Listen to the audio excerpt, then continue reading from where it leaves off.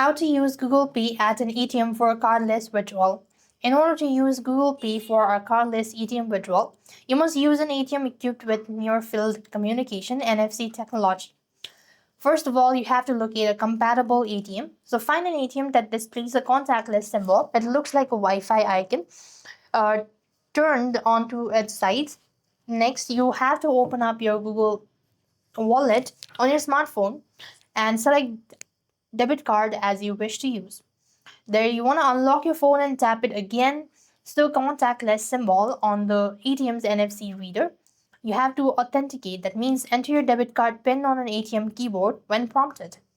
Next, you just want to make sure to follow the on-screen prompt, select your withdrawal procedure, enter the exact amount you want to collect, and then you could just go ahead and follow the on-screen prompt. And this way, you're supposed to use Google Pay at an ATM for cardless withdrawal.